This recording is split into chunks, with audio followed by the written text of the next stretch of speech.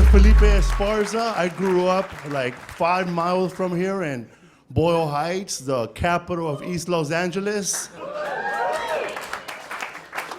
What's up, fool? And this is how I became a comedian one night. I've always wanted to be a comedian since I was a little kid. My friend Jackie Escalera, he had one of those little record players that you plug in, and we heard Bill Cosby for the first time. And I said, man, that's funny. And I memorized it, and I said, I want to be just like him. Not anymore, but I wanted to be just like him. So I grew up, and I got older, and I didn't follow my dream, to be a comedian. So I got jumped into a gang. I didn't really want to get jumped into a gang, but I was hanging around with them too much. So one day they asked me, so what's up, Batman? You want to get jumped in? And they punched me, and I got jumped in. And my name was Batman. They chose Batman because I wore Batman shirts every day, and they were just underwear, though. They were underoos.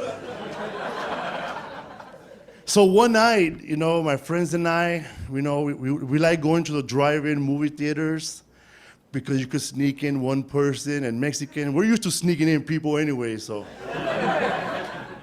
So we're drinking at the drive-in theater, watching the Terminator 2. That's how long it goes.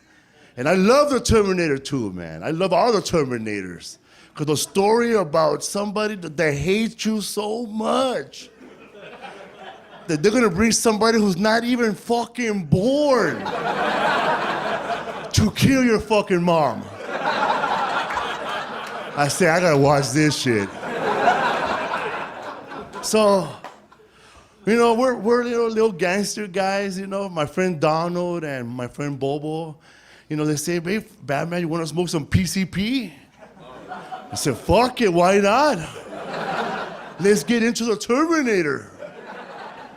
So we're smoking PCP at the drive-in theater. And I don't know how we made it home without killing anybody. But we made it home safe, thank God. But when we got to the neighborhood, there was like a lot of people there. They were partying. It was like 1:30 in the morning. The whole neighborhood was out. There was no police because the police doesn't come to our neighborhood at night. And there was this guy there who was like, I like saying, because he was older than me. I was only 21. He was 30. And in my neighborhood, if you're 30, your life is over. So I looked at him like an old man because nobody in my neighborhood really made it to be 25. So he should have been dead a long time ago. So he don't like me because I'm a popular guy in the neighborhood. I'm funny, I'm likable. And he goes, what's up, Batman? I heard you beat up my friend Batman. And I did. This guy came out of prison, and he said, I heard they call you Batman. I said, yeah, well, some people do. Well, I'm the real Batman.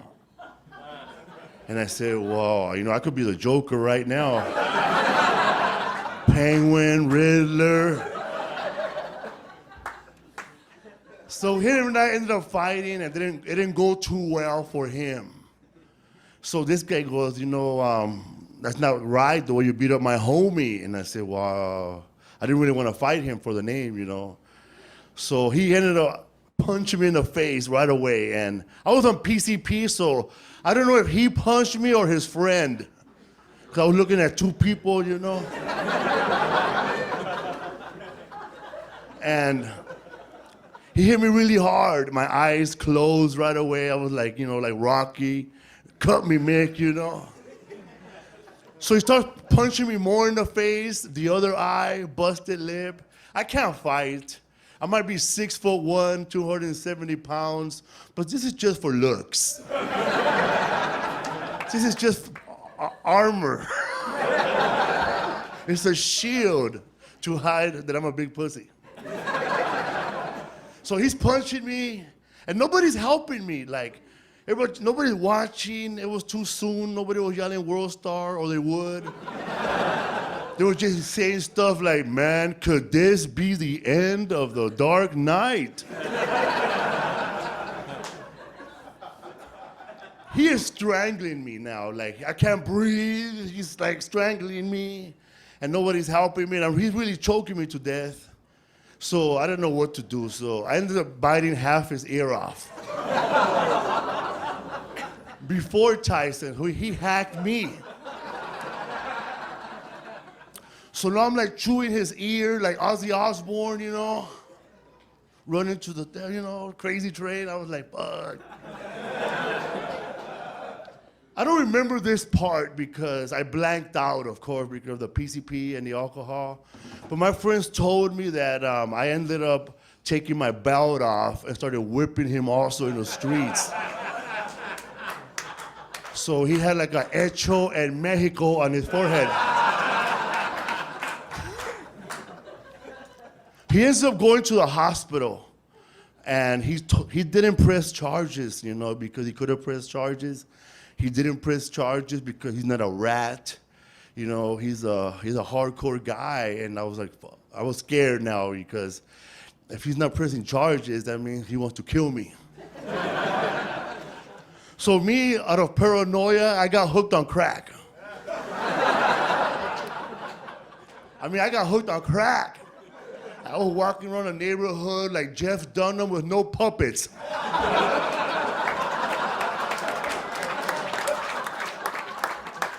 Tweaking hard. And I'm still wearing the same shirt from the bloody night. So I look like a walker. So I'm scared, you know, my mom is scared because she knows that they're after me. So I come from a family where nobody says I'm sorry. Nobody has ever said I'm sorry. My mom never told me I'm sorry. My dad never said I'm sorry. So my mom is praying, and this priest comes to my house, Father Greg Boyle from Homeboy Industries. He tells me that your mom told me that you're walking around with a loaded pistol.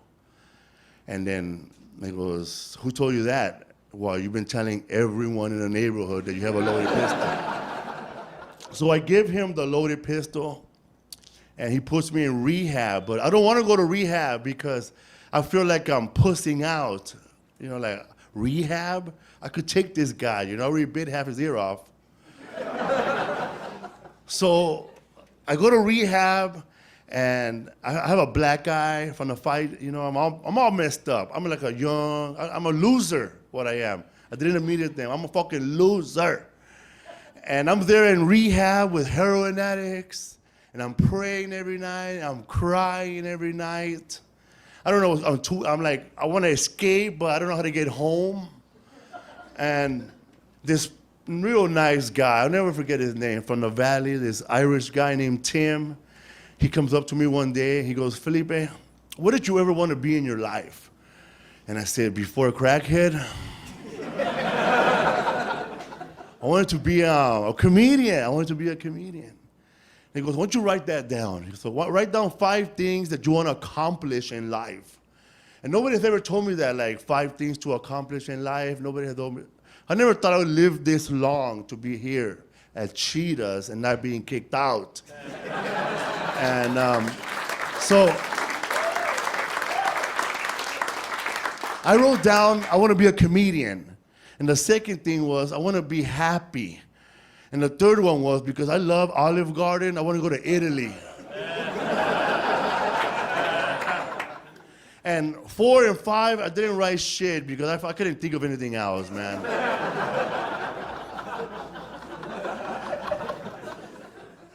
So I graduate out of rehab, you know, my first time graduating. I got a 1-year diploma for being sober.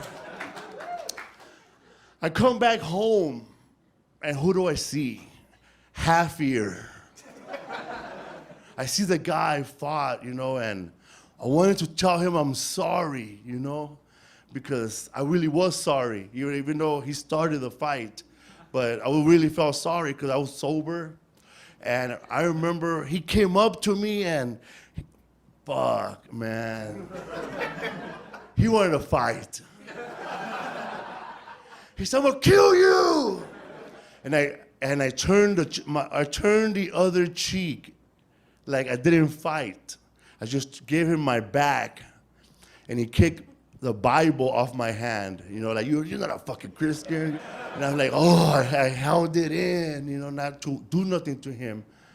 And then I ran inside the house, and I was crying. I said, man, everybody gonna think I'm a big pussy. I took my shirt off, threw my Bible in the air, and I ran outside, and my dad clotheslined me. What are you doing? Don't you want to be a comedian? And I said, oh, yeah, I do. So I went back inside, and I didn't do nothing. And I'm proud of that, because I probably would have killed him. And if you're alive and you're watching this, I hope your life turned out great. Mine did okay. I'm very sorry. Thank you very much.